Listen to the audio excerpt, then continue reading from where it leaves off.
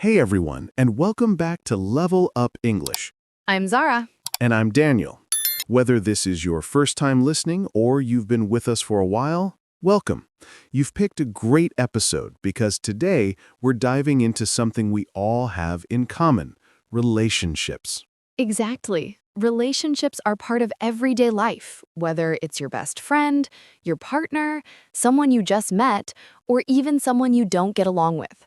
Today's vocabulary will help you talk about all of it in natural, real-life English. We're going to look at all kinds of relationships, not just romantic ones. We'll cover friendships, dating, family, even how to describe falling out or making up after a fight. And here's how the episode works. First, we'll listen to a short conversation between Lily and Ben. It's casual, real-life English, just like the way people actually speak. Then, we'll go over all the new phrases and expressions they use. One by one, we'll explain them clearly, give you examples, and even share some personal stories to help make them easy to remember. So grab your coffee or tea, get comfortable, and get ready to boost your English with some fun and useful vocabulary. Let's jump into the conversation and see what's going on in Lily and Ben's world of relationships. Hey, you're not going to believe what happened at the party last weekend. Oh, this sounds interesting already. What happened? I got together with Leo. Wait, Leo? That Leo?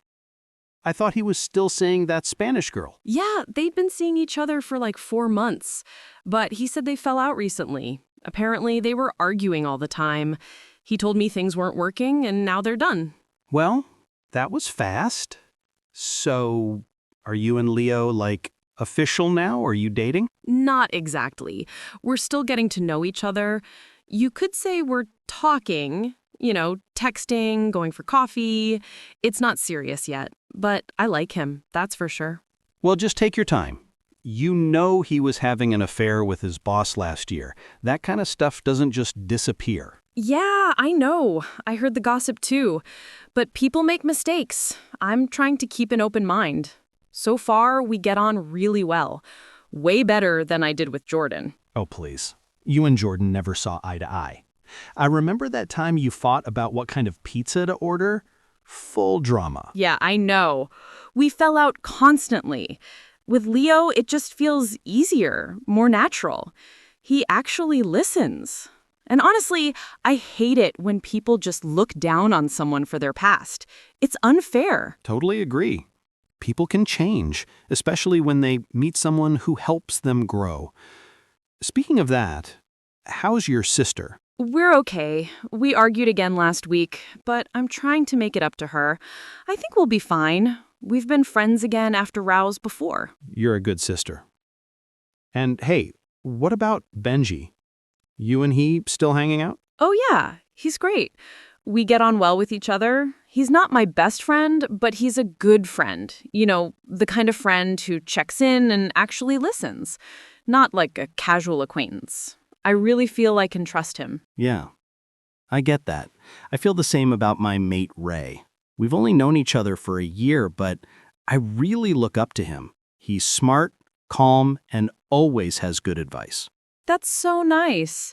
It's great to have people like that in your life. It really is. Relationships of all kinds are just so important. They change everything. Okay, that was a pretty packed conversation between Lily and Ben, wasn't it? Yeah, it felt very real. So many expressions about relationships, dating, friends, and even family drama. All right, so let's start with the phrase that kicked off Lily's whole story. I got together with Leo. Now, this is such a useful expression in everyday English. When you say that two people got together, you mean they started a romantic relationship. Right. It usually begins casually. Maybe they were just talking, texting, going for coffee, and then over time, they officially became a couple. Exactly. And what I love about this phrase is how natural and soft it sounds. It's not too formal, like they began a relationship. It's simple, friendly, and you'll hear it all the time in conversations, especially when people are giving updates about friends or coworkers. Yeah, like, did you hear Emma and Josh finally got together?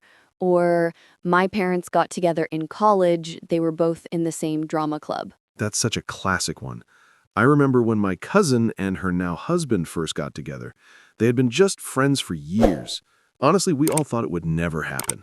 And then one weekend, they went on a hiking trip with some mutual friends, and something just changed.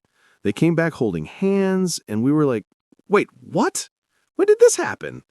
And she just smiled and said, well, I guess we got together. That's such a nice story. And you'll hear this phrase in so many situations. Sometimes it's casual, like they got together after meeting at a party. Other times it's a big moment. They got together after years of being best friends. And you can also use it in the past when you're talking about how a couple started. Like, do you know how they met? Yeah, they got together during a study abroad program in Spain. Of course, you'll often hear it with some excitement or surprise, like, wait, Lucy and Ryan got together? All right, next up is another phrase we heard in Lily and Ben's conversation. They've been seeing each other. Yes, this is one of those really common phrases people use when they're talking about dating, but not in a very serious way yet. Exactly. If you say two people are seeing each other, it usually means they're dating. They've gone out a few times, maybe had dinner, maybe talk a lot, but they're not officially a couple yet. There's no boyfriend or girlfriend label, at least not yet. It's like the getting to know you stage. More than just friends, but maybe not love, not yet. You might hear someone say, I'm seeing someone at the moment. That means, yes, I'm dating, but it's not official. I remember a friend of mine saying that a few years ago. We were at lunch, and someone asked him, so are you still single? And he smiled and said, well, I'm seeing someone. And that was it. No names, no details. It's kind of a nice low-pressure way to describe a new relationship. And it lets you keep things private, too. You don't have to explain everything. You can use it in different forms. They've been seeing each other for a few months now. Or, are you seeing anyone these days? Or, I heard Sam and Julia started seeing each other after that concert. And it's also useful if you're not quite sure how serious things are. Maybe even the couple isn't sure yet. Seeing each other covers the space between just friends and being in a full relationship. Totally. I once saw someone for a few weeks. We had some great dates, got along really well, but in the end, it didn't go anywhere. I remember saying to my friend at the time, we're just seeing each other, nothing serious. And everyone understood what that meant. Exactly. So just remember, if someone says, I'm seeing someone, they're dating, but they're probably keeping it relaxed. All right, now let's move into a slightly trickier area of relationships. Not everything is fun and romantic. Sometimes people argue. And that brings us to the next phrase, to fall out with someone. Exactly.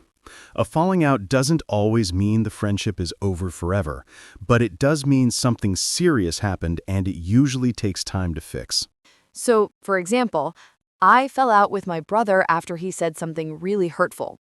Or, they used to be best friends, but they fell out a few years ago. I had a falling out with a close friend once, actually. It was about money. We planned a trip, and she canceled at the last minute, but still expected me to pay for part of it. We both got upset, and we fell out. We didn't talk for months. That's so relatable. I fell out with one of my best mates at university. We were working on a group project together, and he just disappeared. Didn't show up for meetings, didn't respond to messages. I ended up doing all the work. I was so frustrated, I told him exactly how I felt, and boom, we fell out. We didn't speak for almost a year. Sometimes a falling out can be over something small, like a misunderstanding, but the emotions get big and no one knows how to say sorry. And other times, it's something bigger, like betrayal, broken trust, or just years of small problems that add up. The good news is, people often make it up later. Which brings us to the next phrase, make it up to someone. Yes, if you make it up to someone, it means you try to repair the relationship after something went wrong. You're basically saying, I know I hurt you, I know I made a mistake, and I want to fix it. For example, I forgot her birthday, so I brought flowers to make it up to her. Or, they argued, but he took her out to dinner to make it up. It's not always about big romantic gestures, though. It can be small but thoughtful things. I once missed a friend's important dance show I totally forgot. She was really upset, so the next day I went to her house with coffee and her favorite chocolate. I said, I'm so sorry, let me make it up to you. And honestly, she forgave me right away. That's a good one. I remember once being short-tempered with my sister during a stressful week. I wasn't awful, but I was snappy and rude. Later, I sent her a text saying, "I know I wasn't very nice yesterday. I'm sorry. Let me make it up to you. Coffee's on me this weekend." She laughed and said, "Deal." And that's the power of this phrase. It shows you recognize a mistake, and more importantly, you're taking action to fix it. It's not just sorry, it's sorry and let me do something kind for you. Exactly. You can use it with close friends, family, or even at work. Now, let's talk about friendships, because not all friends are the same, right? You've got that one person who knows your whole life story, and then people you just say hi to when you see them around. And in English, we've got really natural ways to talk about these different levels. In the dialogue, we heard Ben say that Benji isn't his best friend, but he's a good friend, and definitely more than a casual acquaintance. So let's break it down. First, your best friend, usually the one person you trust the most, talk to all the time, and go to when something big happens. Example, we've been best friends since primary school. Or, my best friend knows everything about me. I still remember my best friend from high school. Her name was Jen. We had this tradition of calling each other at midnight on our birthdays every single year. Even now, if I need advice or just want to laugh, she's still the first person I call. That's so sweet. My best friend from university lives in Canada now, but we still video chat every month.